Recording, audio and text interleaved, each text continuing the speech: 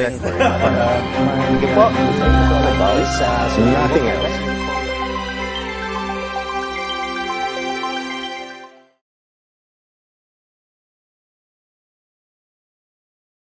Hello, I am Philip Camara, an agriculturist, environmentalist, and a development planner.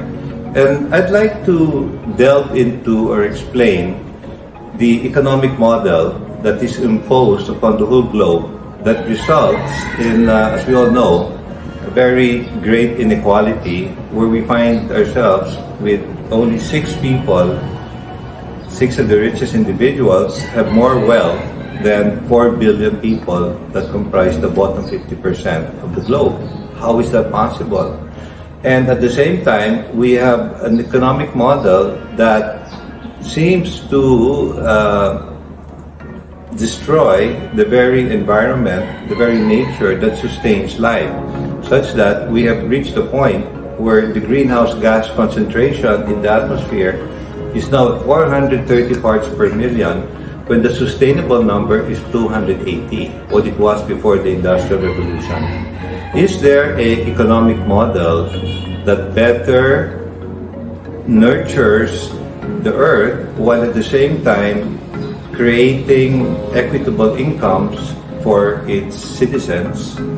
And that's what I want to discuss in this series, a model called Equitable Area Development, first articulated by a Filipino economist, Sixto Calao Rojas, in his papers dating back to the 1960s, when he was the economic minister of then President Diosdado Macapagal.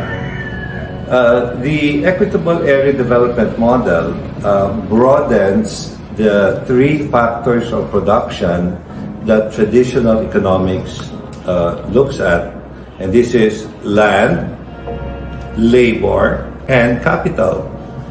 And the economic model of the world organizes these 3 factors of production into enterprises, and these enterprises are organized by sector, and it is the value added of these enterprises or the income of these enterprises that represent the gross domestic product or the gross national product, which all governments try to grow. But since the GDP or the GNP is based on the income accounts of enterprises, and government policy, because it wants to grow the GNP or the GDP, will have policies that empower enterprises. And therefore, it isn't surprising that this kind of economic model will concentrate wealth on for the owners of these enterprises, because government policy empowers these enterprises, because they in turn are the ones who create the sectoral income that, when you total it, becomes the GNP or the GDP of a country. While in the Equitable Area Development model, we look at the same factors of production, land, labor, and capital, but expand land to include the whole environment and all of the ecosystem functionalities, the cycles, the atmosphere, the biosphere, and all of the natural cycles that make up a functioning Earth. For us, for the area development model, that is the physical land.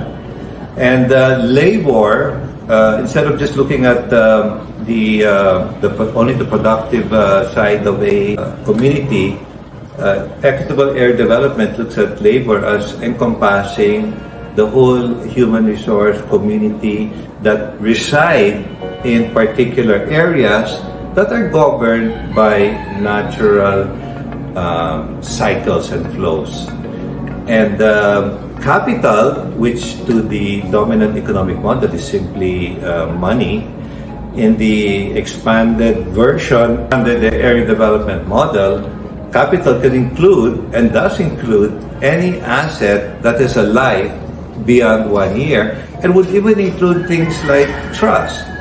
would include things like culture, the physical assets like the roads, the natural assets like the functioning creeks, and all of these are capital.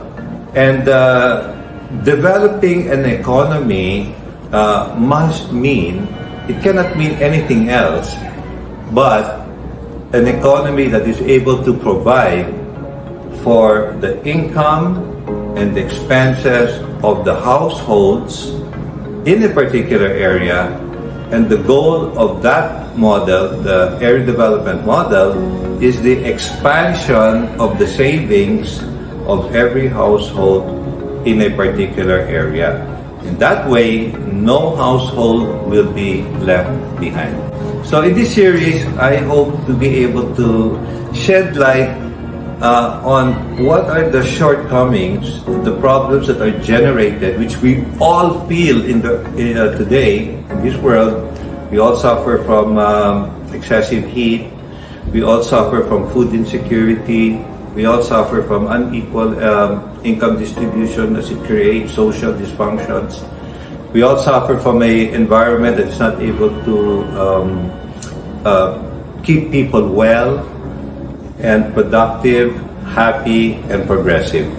So join me in this series of explaining and articulating the elements that make up the Equitable Area Development Model and how it can be used as an analytical tool to critique the primary development model used around the world, and at the same time give us an action path moving forward to guide us in order to create a local economy that works for local people and respects natural cycles that govern the area.